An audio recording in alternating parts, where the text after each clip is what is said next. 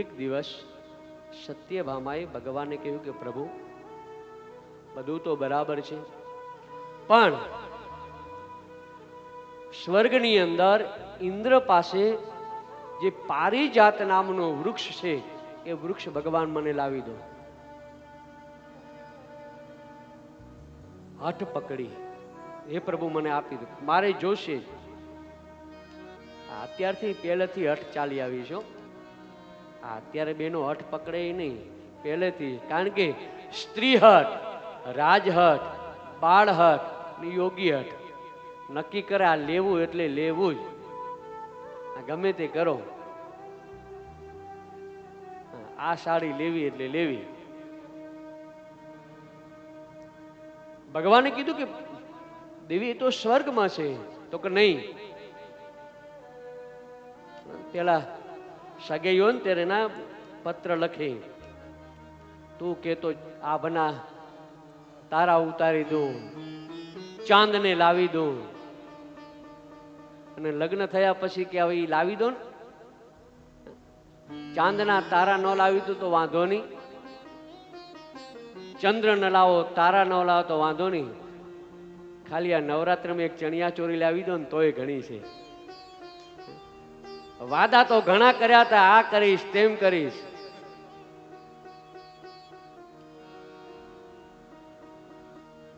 પૃથ્વી से आकाश बहुत दूर है. કેવા કેવા પેલા બધા પત્રો લખતા.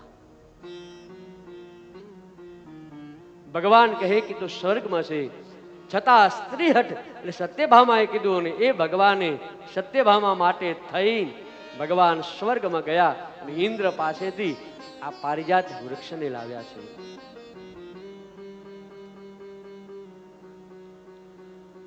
ભગવાન પોતાના પરિવાર સાથે રહે છે. એક દિવસ રૂકમણી ને પ્રભુએ કીધું કે રૂકમણીજી, તમે થોડી આમ ઉતાવળ કરી એવું નથી લાગતું? કેમ પ્રભુ, તમે લગ્ન કરવામાં કઈક ઉતાવળ કરી એવું લાગે છે મને. નાના પ્રભુ, મારે બરાબર છે. ભગવાન કે થોડું રૂકમણી તમારે વિચારવું તો જોઈતું ને, થોડું તમે વિચાર્યું નહીં. મારા ઘરના ઠેકાણે નહીં, મા બાપ, હું અહીં જન્મ્યો, આમ થયો. રૂકમણી કે ના પ્રભુ. ભગવાન કહે અરે ક્યાં એ શિશુપાલ ને ક્યાં હું. નહીં પ્રભુ, હું તો તમને જ વરી ચૂકી છું. ભગવાન તમે મારા માટે સર્વસ્વ છો. ઘણું બધું કહી લે. ભગવાને કીધું રૂકમણી, હજી એવું લાગતું હોય કે ઉતાવળ થઈ ગઈ છે, હજી એવું લાગતું ઉતાવળ, હજી તમારે જવું હોય તો તમે જઈ શકો છો. અને આમ જે શબ્દ કીધા એ કહેવાય કે રૂકમણી એ બેહોશ થઈ ગયા. ભગવાને પછી તો આમ પાણી છાટ્યું, ઘણું બધું. ભગવાને કહ્યું કે હવે રૂકમણી, હવે ક્યારે, શાસ્ત્ર એવું કે ઘણી વખત ક્યારેક આનંદની વાતો, આ બધી વાતો થોડું તો, કારણ કે દાંપત્ય જીવન છે, આ ઘણા એકબીજાથી અબોલા જ રહે. મારે શું લેવા દેવા, કઈ ના લઈ દે એમાં તો અબોલા. પિયર જવું તું, પિયર ન જવા દીધા, હવે બોલવાનું જ નહીં. બોલવાનું તો ઓલાએ પતિએ લખ્યું, કાલે મારે રાજકોટ જવાનું છે, તો સવારમાં વહેલી બસ આવે છે, તો તારે મને 5 વાગે ઉઠાડવાની. આ ચિઠ્ઠી લખી અને એના ઓશિકા જોડે મૂકી દીધી. અને બરાબર 5 વાગ્યા એટલે પેલી પણ ચિઠ્ઠી લખીને મૂકી દીધી. 5 વાગી ગયા છે, તમારે રાજકોટ જવાનું છે, તો તમે ઉઠી જજો.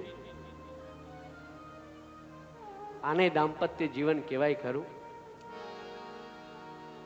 એકબીજાથી કદાચ કંઈક ભૂલ થઈ જાય, કંઈક થાય તકલીફ તો વાંધો નહીં, પણ એકબીજાથી ભૂલ, એકબીજાને સમજ્યું, સુખ દુઃખની. અને આમે પત્નીની જરૂર યુવાનીમાં નથી, પત્નીની જરૂર એ વૃદ્ધા અવસ્થામાં છે.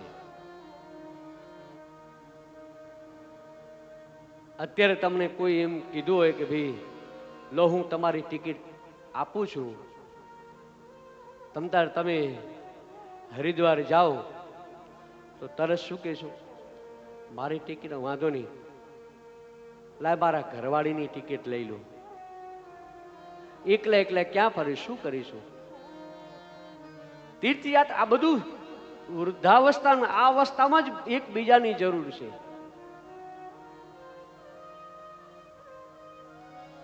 આ તો જમવા બેહે ત્યારે હામાં જમે, પછી કલાક પછી હામે. અને આમ કે અમે તો એક જ થાળીમાં ક્યારેય ન જમાય, એક થાળીમાં ક્યારેય ભેગું જમાય જ નહીં. અમારે તો બહુ પ્રેમ છે. ગમે એટલો પ્રેમ હોય તો એક થાળીમાં ક્યારેય ન. પત્ની 4 જગ્યાએ ડાબી બાજુ હોય. એક જ્યારે આપણે યાત્રાએ જઈએ ત્યારે પત્ની ડાબી બાજુ હોય.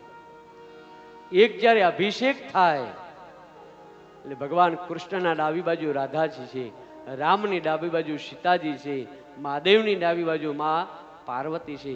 જ્યારે અભિષેક થાય ત્યારે પત્ની ડાબી બાજુ હોય. બીજું શયન કરીએ ત્યારે પત્ની ડાબી બાજુ હોય, અને ભોજન કરીએ ત્યારે પણ પત્ની ડાબી બાજુ હોય.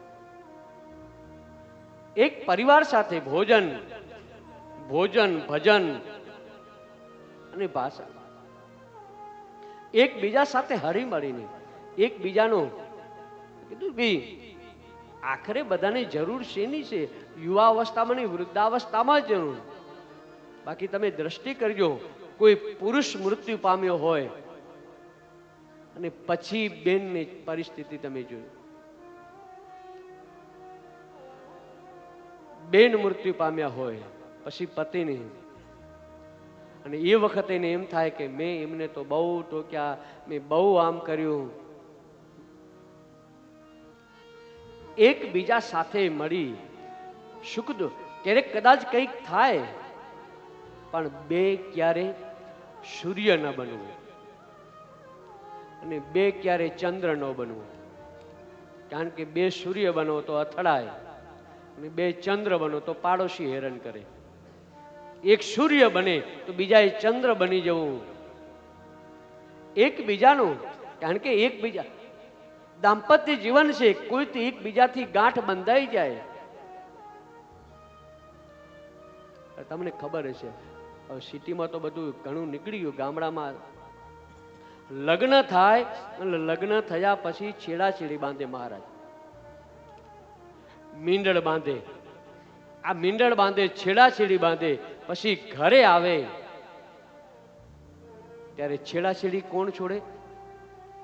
પેલા એકબીજા છોડે. એ તો આપણા હાથકમાં ગ્રહ શાંતિમાં બેન છોડે, પણ જ્યારે લગ્ન કરીને આવે ત્યારે છેડાછેડી.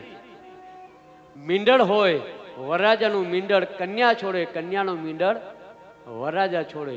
એમાં ત્રીજાને કોઈને કેમ?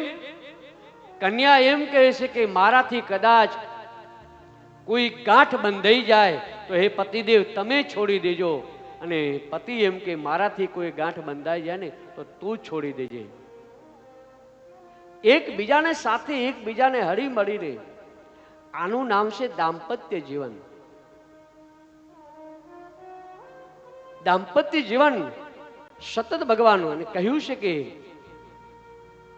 જે દાંપત્ય જીવન બને પતિ પત્ની ભગવાન નારાયણનું, ભગવાનનું, ઈષ્ટદેવનું આરાધન કરતા હોય, પ્રતિદિનમ સારા સંતાન હોય, આપણા કયાગ્રા હોય, જેને ત્યાં અતિથિ ધન્યો ગૃહસ્થાશ્રમ.